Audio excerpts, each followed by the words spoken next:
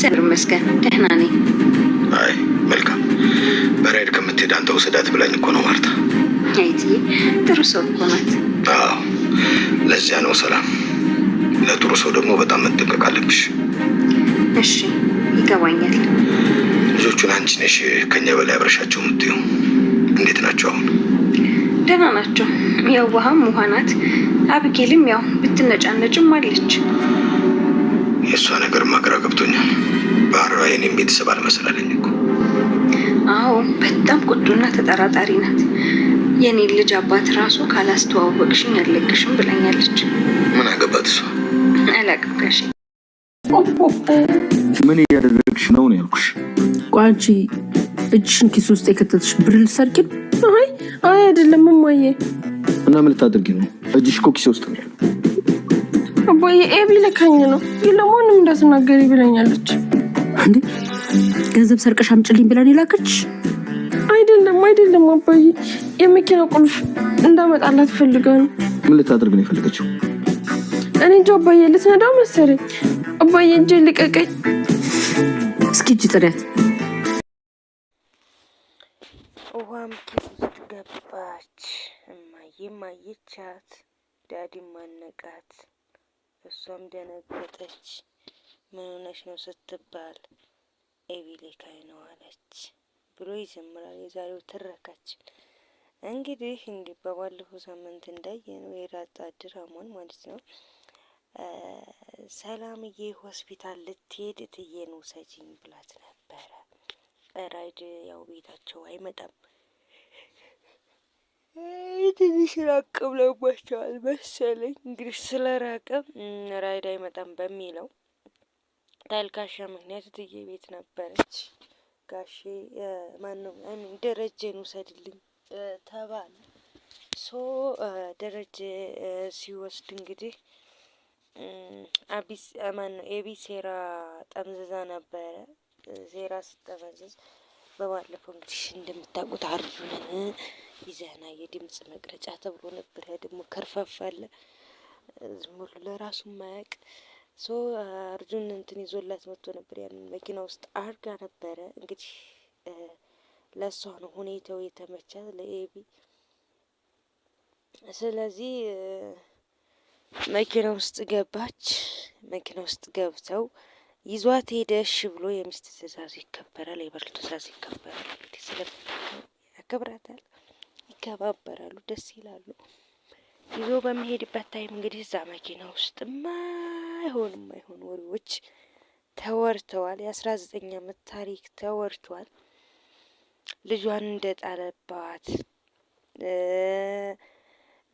ዳጣ እሱ እንኳን አይደለችም፣ ልጇን እንዲያመጣለት እንደፈለገ በጣም ብዙ ነገሮችን አውርታለች። ይህን የማያረግ ከሆነ እያስፈራራችሁ እንደሆነ ለትዬ እንደምትናገር ምናምን አድርጎ አረጋ ቀማማ ነግረዋለች። እንግዲህ ያቺ ነገር ሪካርድ ተደርጋለች።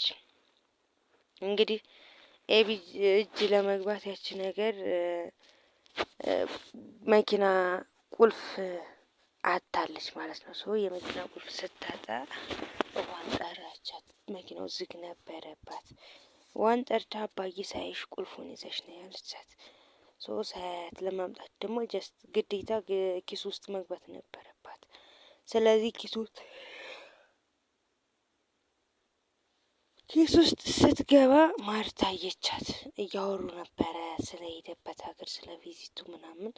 ማርታ አየቻት። ማርታ ስታያት ተቆጣቻት። ዝም አለች። ምን እያረግሽ ነው ተብላ ምንም አለች። አሁንም በድጋሚ ገባች። ማርታም አየቻት። ደረጀም አነቃት። ምን ሆነሽ ነው ስትባል ይሄ ምንድን ነው ስትባል እጅ አላለችም። እጅ እንዴት ምስኪን እንደሆነች እጅማ እጅ ነው። ምን ልታረጊ ገባሽ ስትባል ወይስ መኪና ቁልፍ አምጪ ብላኝ ነው። ኤቢ ለምን ፈልገው እንድትነዳው መሰለኝ አላት። ስለዚህ ጥሪያት ተብላ እሷን ወጣች። እንግዲህ ሌላው ምንም ሆነ ምን ኤቢ በቦሌ ማለች በባሌ ያው እንትን ቀለም መኪናውን ለማስገዛት ጥፍር ቀለም ለመግዛት ልሄድ ነበር። ኦርደር አድርጌ አላመጣልሽም ሩቅ ነው አሉኝ ምናምን ብላ እንደምንም የደረጀ ስልክ ረስቶት ነበር። መኪናውን አስከፈተችው። ኤኒዌይስ መኪናውን አስከፈተች፣ ገባች። ዋን ምናምን ስልኩን ገስ እንዲጥለው ያደረገችው እሷ ናት። እያወራራች እንትኗን አወጣች፣ ሪከርድ ያደረገችውን አወጣች። የፈረደበት አርጁን አለ። ተደወለ። እንዴት ነው ሚሞሪ የሚጨመረው የሚከለሰው የሚቀለበሰው አለችው። እንደዚህ ነው አላት። ከዛ ቃውታ ያው ከገና ሳሰማ ለእናቴ ትሄድ የሚነገር ነገር አለኝ እነግርሻለሁ፣ አልሰማውም እኔ ልጅሽን አኮሪብኝ ምናምን ትላታለች። ጭራሽ አፍርብሻለሁ ምናምን አለቻት። ግን እናቲቱም ራሴን አሞኛል ሂጂ ውጪልኝ ምናምን አለቻት። ያው ራሴ ያልታመመበት ኬዝ ያው ዳጣና ናታን ናቸው። እሱም በባለፈው እንትን ሲሏት ስላየች ፎንቃ ሲጫወቱ ስላየች አሟት ነበረ። ያንንም ያው ራሱ ደረጀ ደውላ ተናግራለች ማለት ነው። ምክንያቱም እነኚህ ልጆች እኛ እያየናቸው ሊበላሹ ነው፣ አቤጌል ያለችው እውነቷን ነው፣ ዳጣና ናታን እንትን ውስጥ ገብተዋል ብላ ደውላለታለች። ያው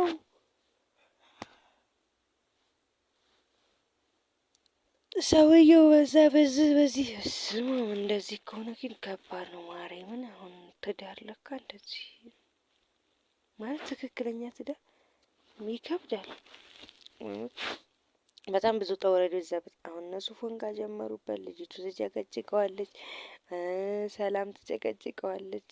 ያችኛዋ እናቴን አስተዋውቂኝ ትለዋለች፣ ብትናገርብኝ የትዳር ቢፈርስብኝ ትለዋለች ይላል ምናምን።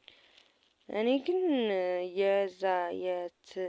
የነዳጣ ልጅነት የምናምን የታወቀ ቀን እትዬ ሳትሆን ጋሽ መጀመሪያ የሚሞት ይመስለኛል። ምክንያቱም ይህ ሁሉ ነገር ቴንሽን ያደርገዋል። ይሁን ግን ማለት አባት ማለትም በጣም ብዙ ነገር ነው ከበር የሚያደርገው ማለት የሚሸከመው እና እስኪ ማለት ቮይሱም እየተሰማ ነው። ብዙ ነገሮችን አውርታለች፣ እየሰማች ነው። ግማሹ ላይ ተቋርጦባት ቀሪ ሆነ ሰው ይደርስባት ይሆን የምታዳምጠው እንትናን ራሱ ሴራ ውስጥ ልከታት ነበር። ያ እንትን ማይክ የተዘጋጀው ለዳጣ ነበረ። ግን ቀድማ ሰላም እየገባችበት እንግዲህ አትጋለጭ፣ ሁለተኛ ጥፋት አይኖርብሽ ስትባል ነው። ዳጣ ማለት ጥፋት ሳይሆን ከቤቱ የሚያስባረር ነገር ምናምን እና እስኪ